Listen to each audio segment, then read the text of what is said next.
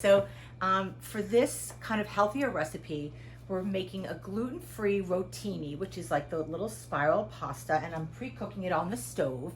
I'm going to cook it till just before al dente and then drain it and of course save some pasta water.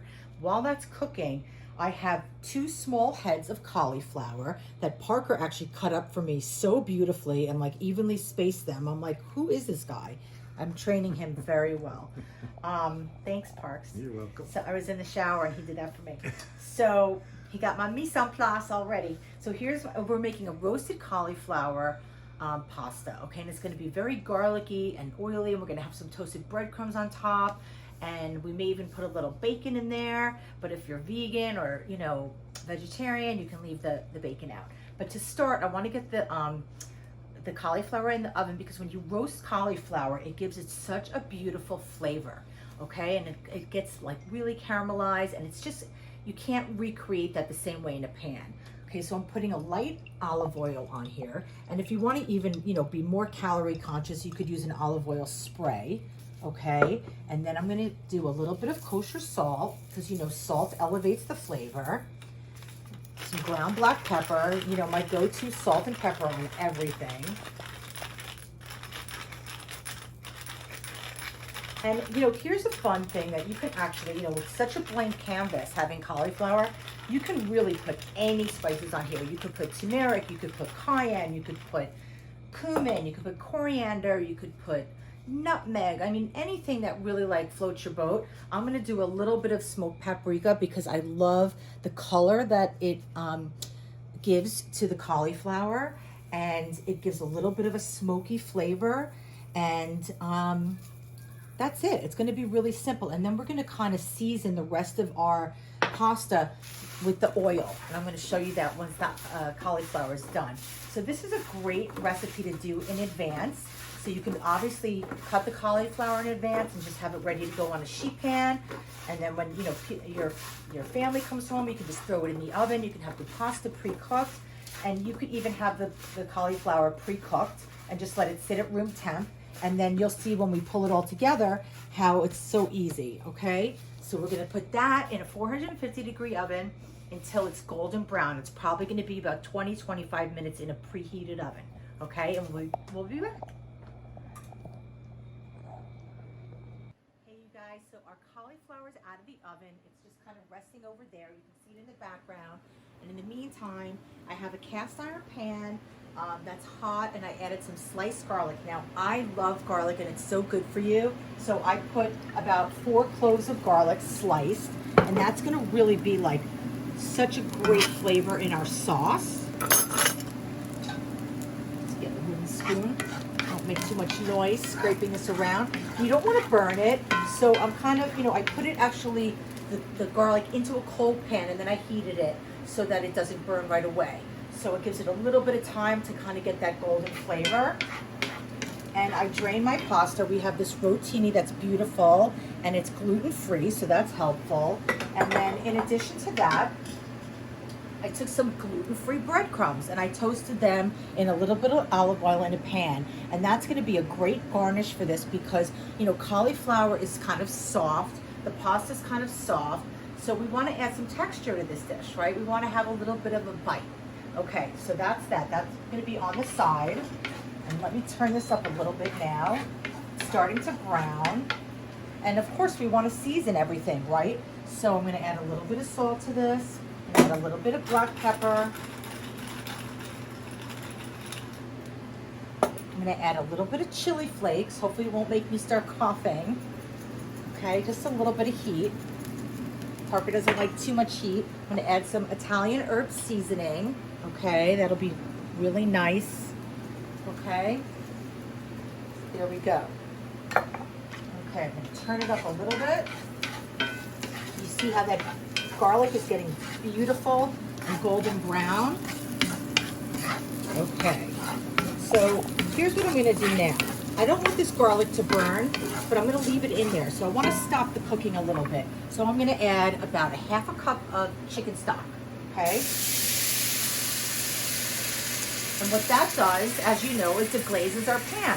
If you wanna keep it vegetarian, use vegetable stock or use water, it's totally fine. So that just basically lifted all those nice flavors off the bottom, and it's giving us a little bit of a basis for a sauce, okay?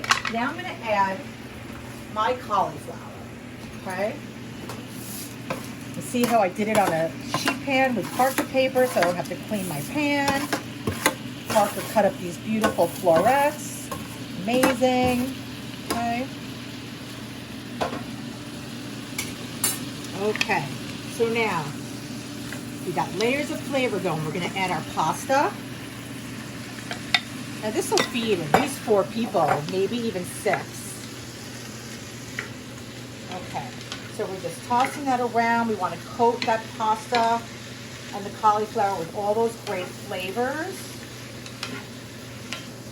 And this isn't gonna be like a saucy pasta, right? This is gonna be just like on the lighter side, right? Because we're trying to do some healthier cooking.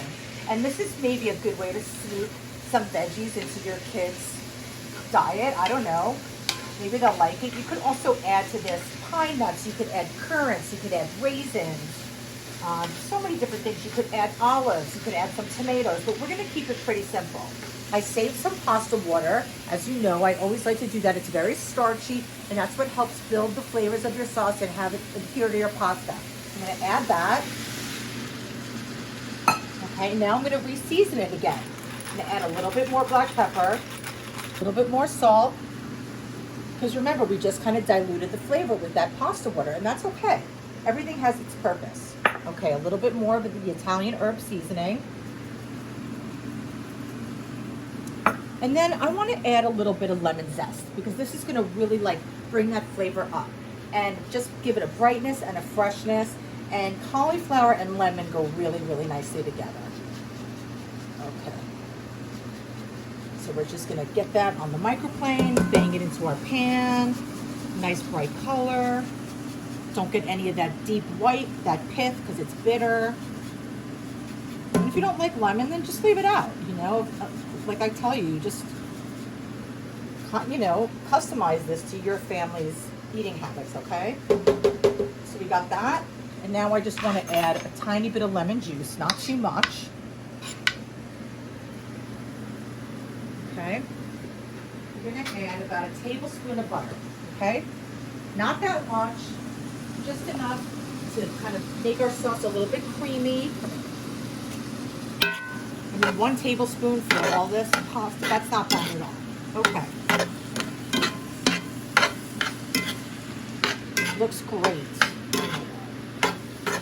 Okay, now, this is totally optional, you guys. I don't want to like bum anybody out who's like vegetarian, but I cooked some bacon on the side, and I'm going to add bacon to ours for another extra profile of flavor, okay? So, if you don't want bacon in it, leave it out.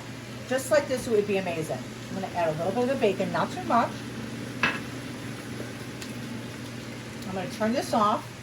I'm going to add a little bit more oil, just to help bring everything together. I'm going to add some basil leaves. Nice green color. Nice green color, nice green flavor. Really fresh. Okay. And then, I turned up the flame. We're going to add a little bit of Parmesan cheese. And again, if you want to leave the cheese out, totally leave it out. I'm putting the cheese in because Parker loves his cheese. Okay? Beautiful. Stir that around. It's not great. That's the dish, guys. I mean, really simple. It came together in like 15 minutes. We're going to put some of these breadcrumbs on top. Okay, let me taste.